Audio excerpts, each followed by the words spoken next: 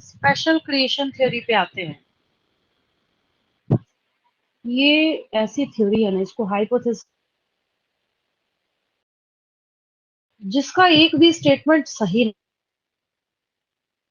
अब प्रपोज किया गया है, शुरू में जब दिया गया है, कुछ रिलीजियस लोगों का ऐसा मानना था, तो क्या कर सकते हैं, आपको तो करना ही पड़ेगा। ठीक है, तो हम लोग बोलते हैं this theory has basic three connotations. इनके थॉट्स जो हैं वो कितने हैं, तीन है। शुक्र है तीन ही दिया, 10 नहीं दिया इन्होंने, नहीं तो फिर आपका दिमाग खराब हो जाता पढ़ते पढ़ते। कनोटेशंस, पहली बात ये फर्स्ट सुनते के साथ आप बोलेंगे ऐसा तो हो ही नहीं सकता। तो पहली बात इन्होंने क्या बोली है, इन्होंने बोला कि आज हमारे नेचर में हम जिस चीज को जैसा देख रहे हैं, आप डॉग को देख रहे हैं, वो अर्थ की इवोल्यूशन के वक्त भी डॉग ही बन के आया था अर्थ पे। आप कैट को देख रहे हैं, वो वही बन के आया था। आप खुद को देख रहे हैं तो आपके एंसेस्टर ह्यूमन जैसे ही थे।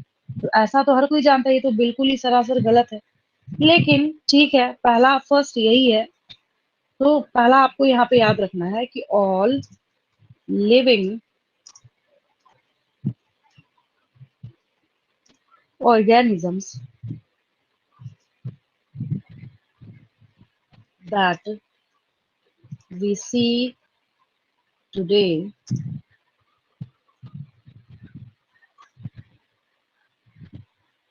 were created as such.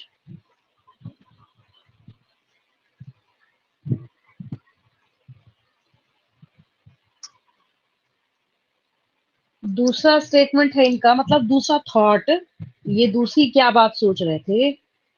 आपको पता है बायोडायवर्सिटी का मतलब होता है वैरायटी ऑफ स्पीशीज, मतलब जितना ज्यादा नंबर ऑफ स्पीशीज उतनी ज्यादा बायोडायवर्सिटी, और जितना ज्यादा रिसोर्स उतना ज्यादा बायोडायवर्सिटी।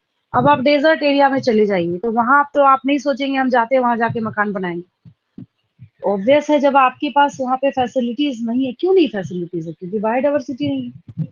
इनका कहना है कि हमारे अर्थ के जिस ज्योग्राफिकल एरिया में जहाँ जैविक डाइवर्सिटी है, वो वैसे ही बन के आया था, और फ्यूचर में भी वैसा ही रहेगा। कॉन्फिडेंस देखिए, ये भी बोल रहे हैं कि फ्यूचर में भी वैसा ही रहेगा। तो सेकंड जो है यहाँ पे, the diversity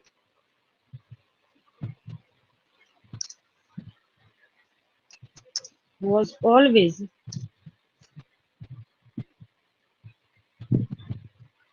the same since creation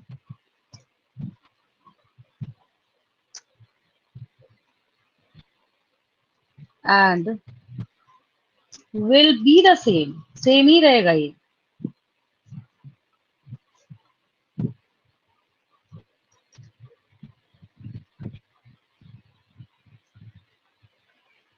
in future,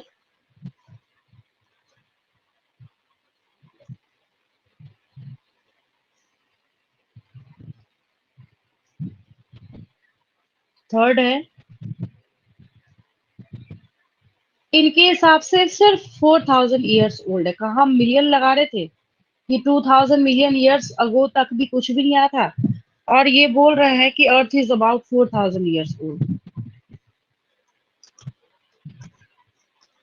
earth is about